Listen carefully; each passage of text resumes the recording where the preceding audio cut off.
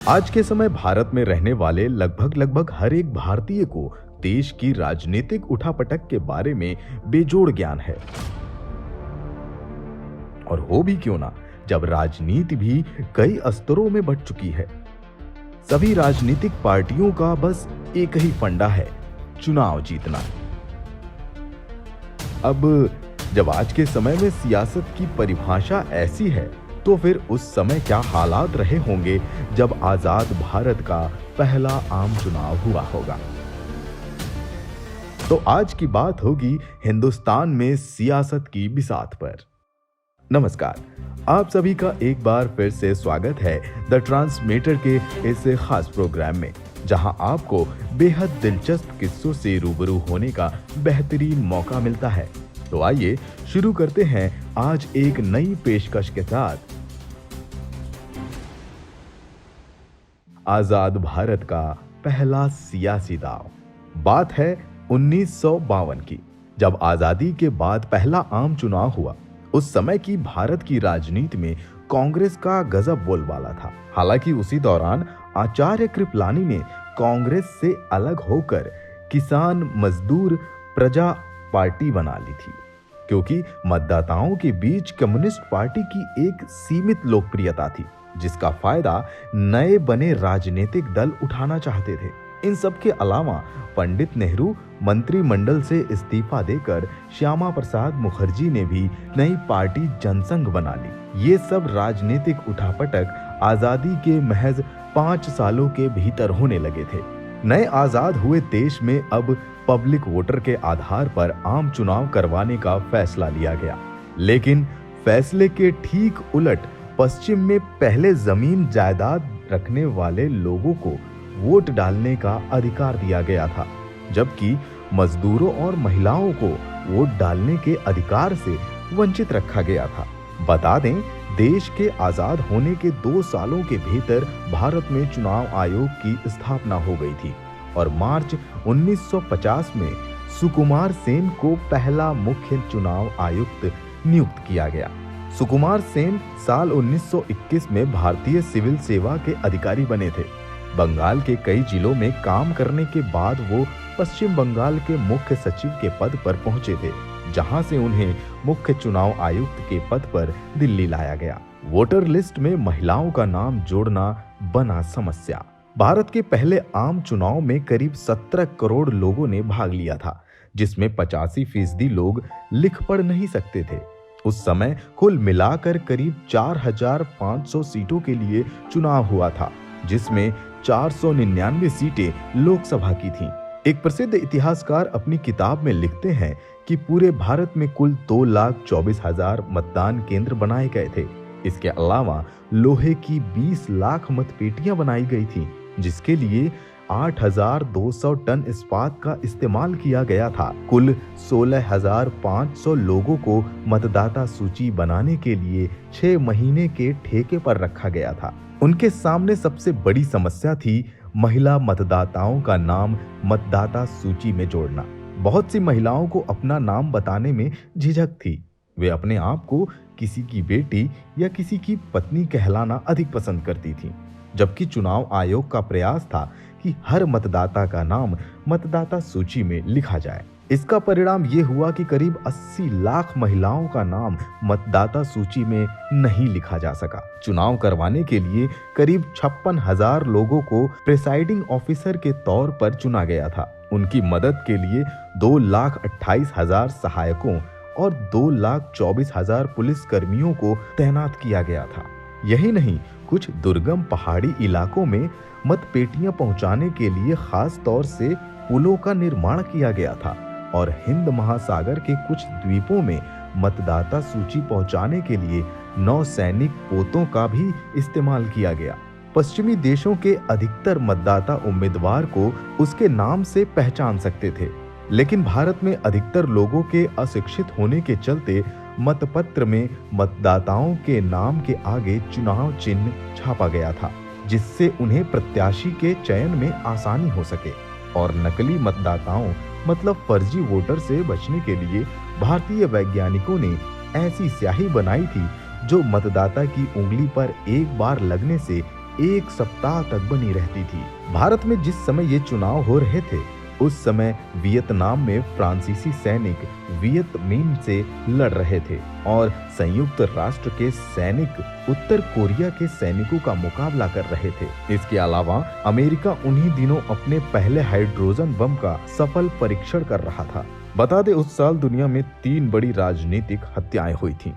Jordan के बादशाह Abdullah, Iran के प्रधानमंत्री और पाकिस्तान के प्रधानमंत्री लियाकत अली खां हत्यारों की गोली का शिकार हो चुके थे।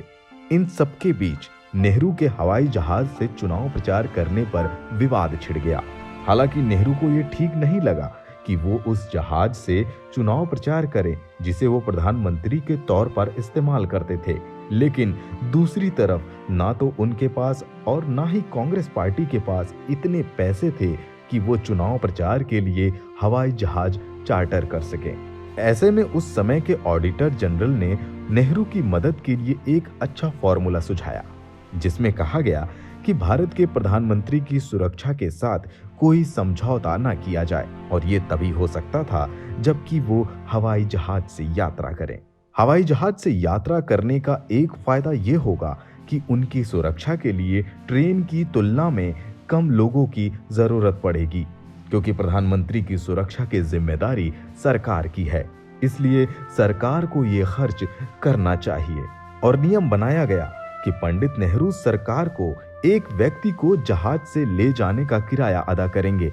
उनके साथ चलने वाले सुरक्षा कर्मियों का किराया सरकार देगी और अगर उनकी पार्टी का कोई सदस्य उनके साथ जहाज में है तो वो अपना किराया खुद अदा करेगा। इस तरह नेहरू ने हवाई यात्रा में होने वाले खर्चे का बहुत थोड़ा हिस्सा ही सरकार को अदा किया।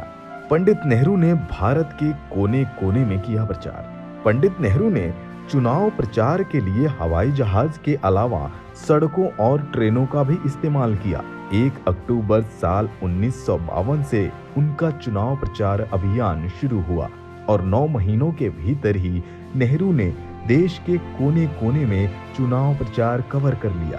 नेहरू ने कुल 25,000 मील की दूरी कवर की, जिसमें 18,000 मील हवाई रास्ते से और 5,000 मील कारों से, 1,500 मील रेल और यहाँ तक कि 100 मील का रास्ता उन्होंने नाव में बैठकर तय किया। इसी चुनाव प्रचार के दौरान पंडित नेहरू ने एक ऐतिहासिक भाषण दिया।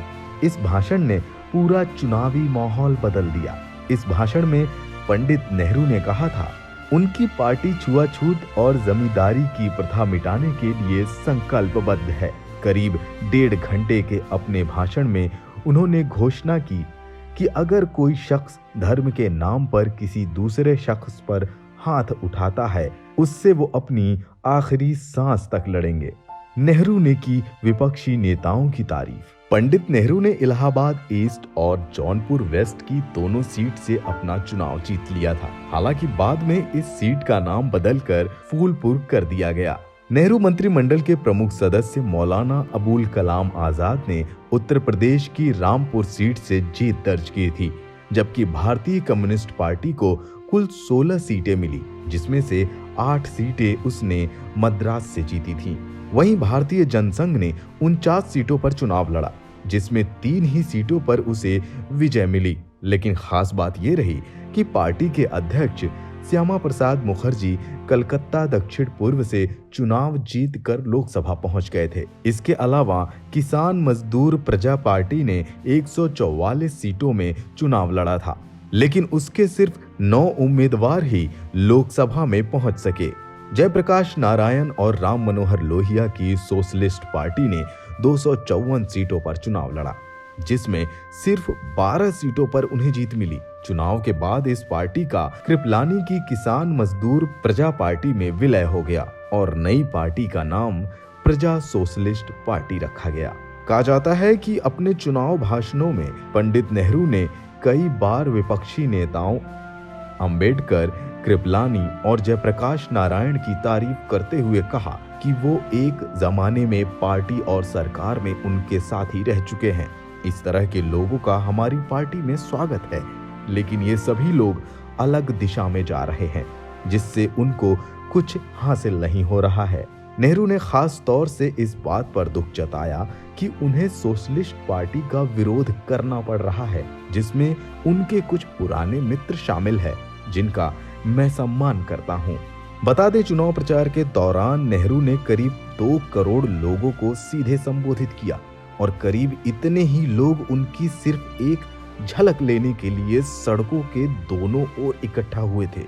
चुनाव परिणाम के लिए करना पड़ा महीनों इंतजार।